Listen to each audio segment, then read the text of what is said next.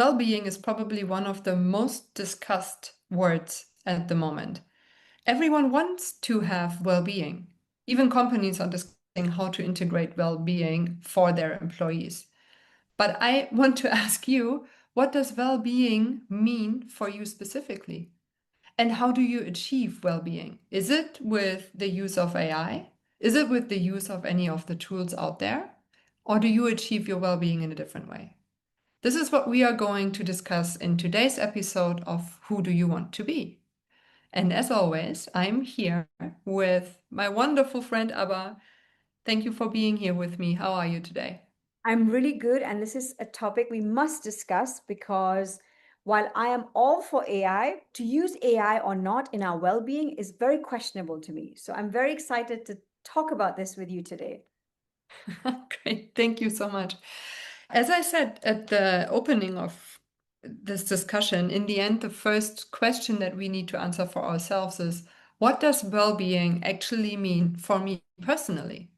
Because when I talk to my friends or if I talk to my husband, my definition of well-being is very different from his or from their understanding of well-being. So, just to name an example, for me, well being is to just spend some time outdoors and go for a walk.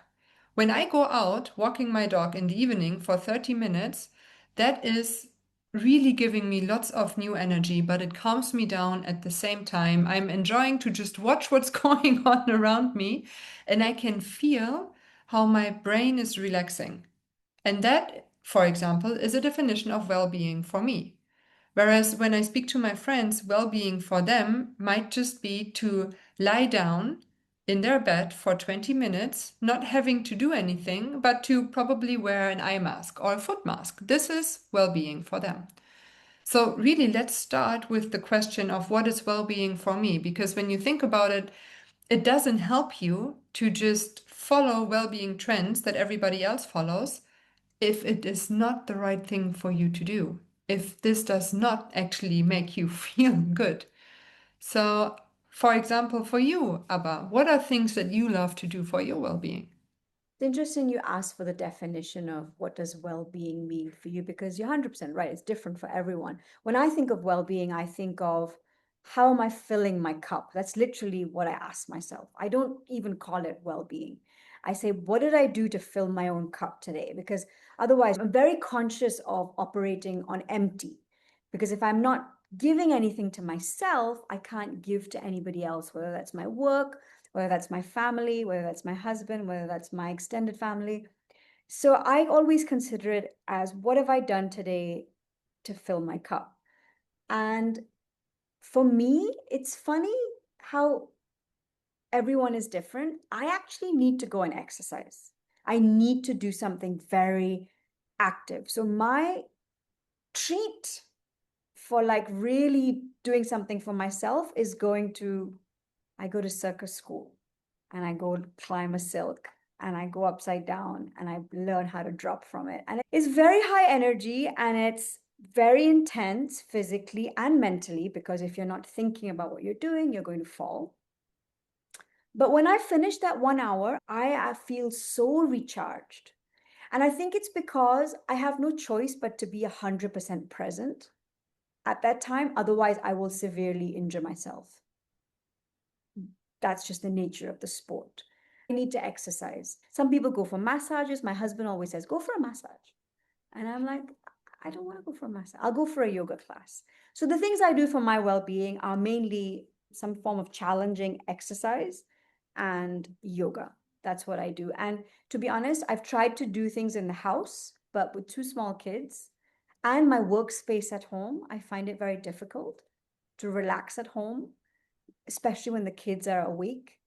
Hmm. And after hours, I'm just too tired. So you're absolutely right. Well-being is totally defined differently by everyone. And I think depending on how you're feeling and the season of your life, what you need is different, right? Like True. sometimes, for example, I also went through a phase 3 months ago where I wasn't in the mental mind space to do any very physically active or mentally challenging exercise because I was just didn't have any space. So that's when I resorted to going for long walks or going for yoga. But one thing I do not use for my wellness is apps. And I've tried to, but I find them a bit counterproductive. This is so important what you were just sharing, that it's also really about the phase of life that we are in, because obviously well-being is there to make us feel better. And we do need different things at different stages of life. When I remember, for example, when my kids were super young and they didn't let me sleep at night, my absolute definition of well-being was 1 hour in bed by myself. Now that's not my definition of well-being anymore. But still, I also believe that we are probably not even aware of the extent of well-being. So what you were just mentioning about our activities that you are doing that make you feel good, that re-energize you, and they are part of your well-being. However, there are many other components as well, like for example, the amount of hours we sleep at night or the food that we are actually taking in. All of this has a considerable impact on our ability to also actually relax and to feel good and to increase our well-being in general. But I completely agree as well when you say that well-being is app-free. For me, it absolutely is. So I have my perfect evening routine that truthfully doesn't really happen multiple times a week. And I'm happy when I get to do my perfect evening routine once a week. That completely fulfills me if it happens. But my perfect evening routine consists of a few minutes of reading a book, of doing just my facial routine, because that takes 30 minutes as well, and then to actually be in bed and do a meditation before I sleep. But on normal nights during the week, I don't have time. So that means in turn that my ultimate idea of well-being becomes somewhat of a luxury, which I believe is not ideal because well-being should be a component of everyday's life. So another question that we can ask ourselves is, how can we integrate well-being into everyday life? Potentially by, making the bits and pieces a little bit smaller and hence easier achievable than 3 activities in a row.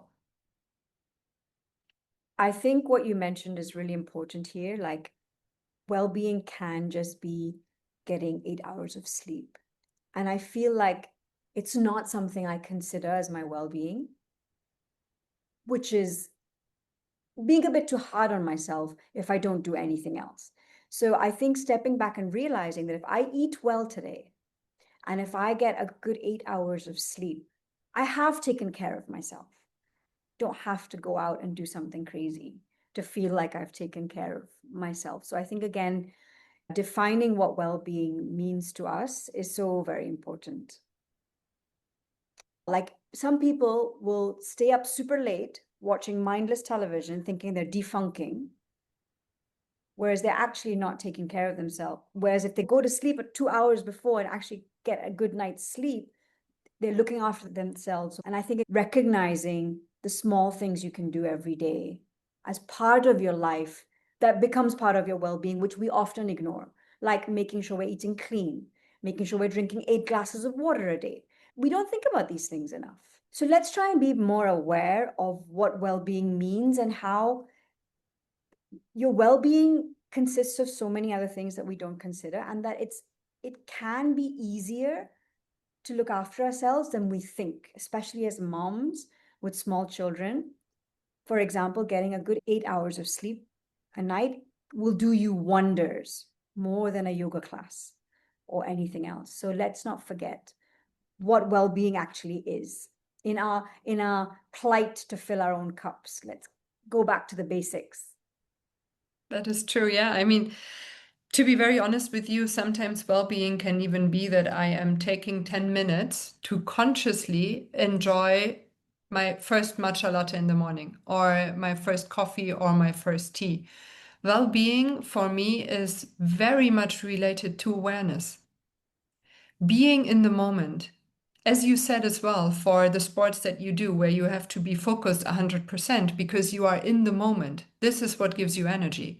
So when we're talking about well-being, it's also really about how do we live our lives with more awareness, being in the moment, being aware of what we're actually doing right now, being aware of what we're eating. for example, because oftentimes that already does the trick. When I'm sitting somewhere and I'm consciously looking at what all is on my plate, probably I might not even want to eat everything anymore. Whereas when I'm on my phone and I'm scrolling through Insta and I'm eating on the side like this, obviously I'm not noticing what I'm actually eating.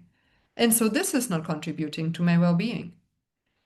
And this awareness is definitely something that we can afford to bring in every single day. Let's get started with just one little action every day that we are fully aware of. May it be how we get dressed in the morning, may it be what we have for breakfast, or may it be how we're walking down the road. If we are fully aware of what we're doing, everything that is happening around us, the birds that are flying there, the tree that is standing, the person that is walking opposite me and who's smiling at me, that can be well-being as well. Someone smiling at me and I'm smiling back. Oftentimes, it's really only these small moments that make us feel so much better. So instead of understanding well-being as something that I need to put a lot of effort into, let's understand well-being as something that we can integrate, and it's up to us how much attention we spend or we dedicate to everything that we're doing. And also, it's up to us how much tech we incorporate.